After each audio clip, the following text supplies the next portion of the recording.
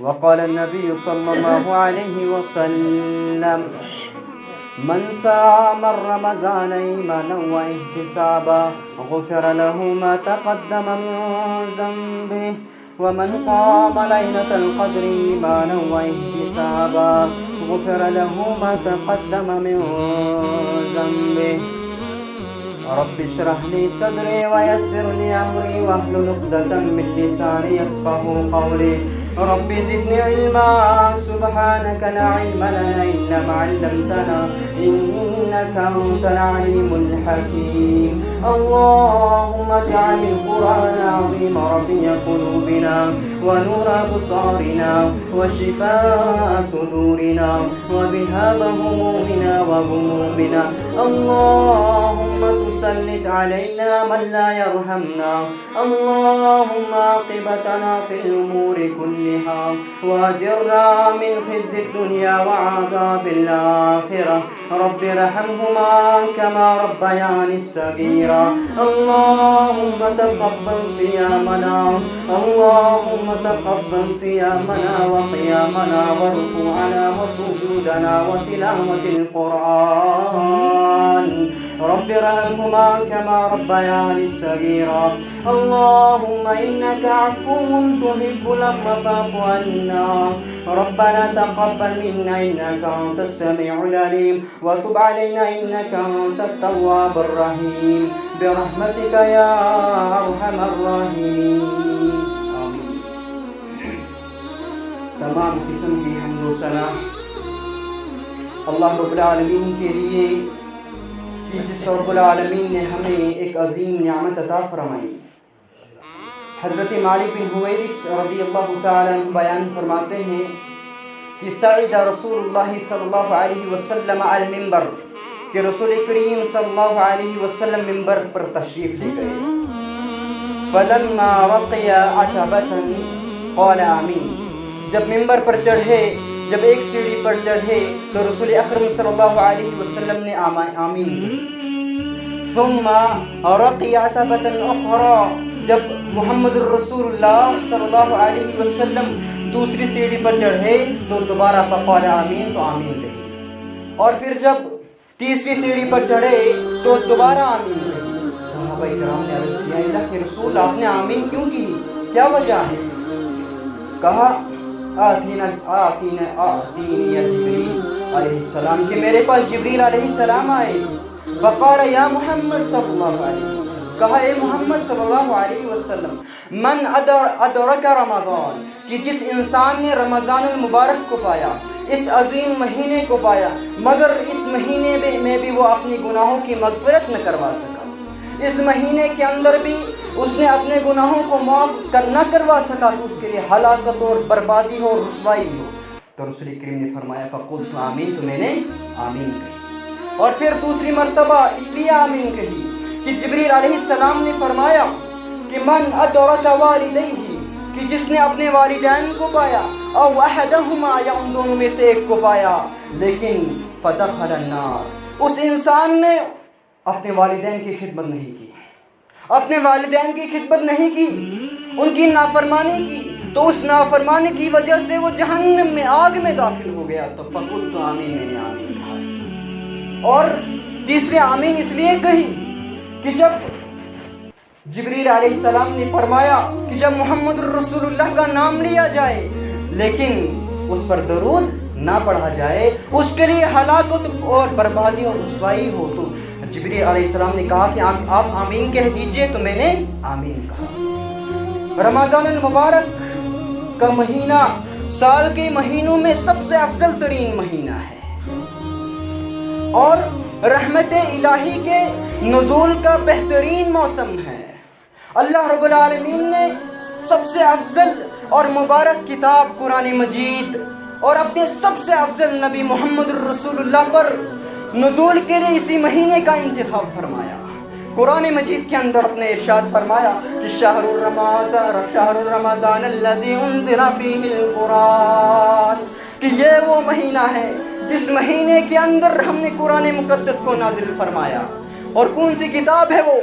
ہدی للناس وبینات من الہدی والفرقان. یہ وہ قرآن مجید ہے جس کے درمیان، جس میں حق اور باطل کے درمیان فرق کی گئی ہے۔ رسول اکرم فرماتے ہیں من صام رمضان ایمانا و احتسابا غفر له ما تقدم من ذنبه، کہ جس نے رمضان المبارک کے اور روزے رکھے ایمان اور احتساب کے ساتھ، اللہ رب العالمین نے اس کے سابقہ گناہ معاف فرما دیے۔ اور اس رمضان المبارک کے اندر ایک ایسی رات ہے جو 1000 مہینوں سے افضل رات ہے۔ اللہ رب العالمین قرآن مجید کے اندر بیان فرماتے ہیں اِنَّا أَنزَلْنَاهُ فِي لَيْلَةِ الْقَدْرِ وَمَا أَدْرَاكَ مَا لَيْلَةُ الْقَدْرِ لَيْلَةُ الْقَدْرِ خَيْرٌ مِّنْ أَلْفِ شَهْرٍ، کہ ہم نے اس قرآن مجید کو اس لیلۃ القدر میں نازل فرمایا، اس شب قدر میں نازل فرمایا۔ اے محمد الرسول اللہ صلی اللہ علیہ وسلم، آپ کیا جانے وہ شب قدر کیا ہے؟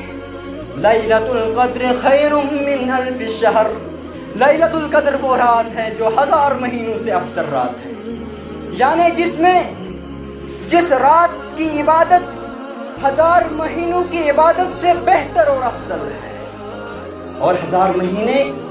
83 سال 4 مہینے بنتے ہیں۔ اللہ اکبر، یا رب کا اس محمد الرسول اللہ کی امت پر کتنا بڑا احسان ہے، کتنا بڑا فضل ہے کہ اتنی کم مدت میں اتنا موقع عطا فرمایا، اتنی زیادہ عبادت کرنے کا موقع عطا فرمایا۔ رسول اکرم فرماتے ہیں من قام لیلۃ القدر ایمانا و احتسابا غفر له ما تقدم من ذنبه، کہ جس نے اس لیلۃ القدر میں ایمان اور احتساب کے ساتھ قیام کیا، غفر له ما تقدم من ذنبه، اللہ رب العالمین اس کے سابقہ گناہ معاف فرما دیتے ہیں۔ مگر وہ لیلۃ القدر رات کون سی رات ہے؟ اس کے بارے میں صحیح بخاری کے اندر حدیث مبارک ہے۔ حضرت عبادہ بن صامت رضی اللہ تعالیٰ عنہ بیان کرتے ہیں کہ خرج نبی صلی اللہ علیہ وسلم لیخبرنا بلیلۃ القدر،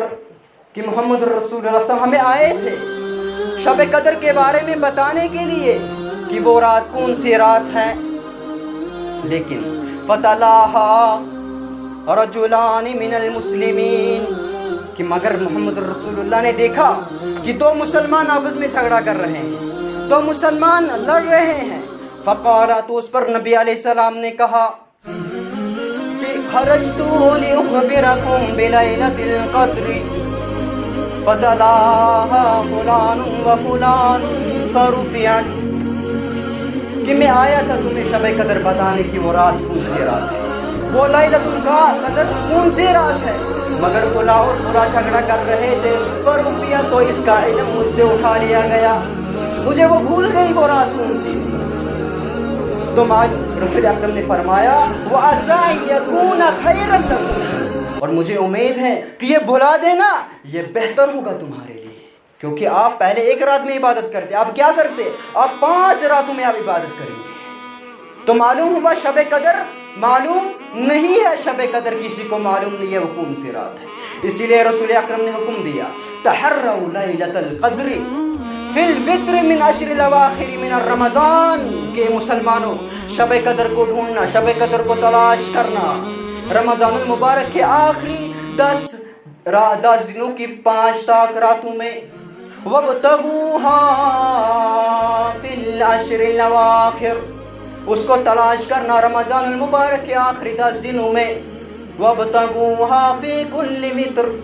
اور اس کو ہر وتر میں تلاش کرنا، یعنی اس کو 5 راتوں میں تلاش کرنا، 21 کو تلاش کرنا، 23 کو تلاش کرنا، 25 کو تلاش کرنا، 27 یا 29 کو تلاش کرنا۔ ان 5 راتوں میں کوئی ایک رات ہے، وہ 21 بھی ہو سکتی ہے، 23 بھی ہو سکتی ہے، 25 بھی ہو سکتی ہے، 29 بھی ہو سکتی ہے، 27 بھی ہو سکتی ہے، ان میں سے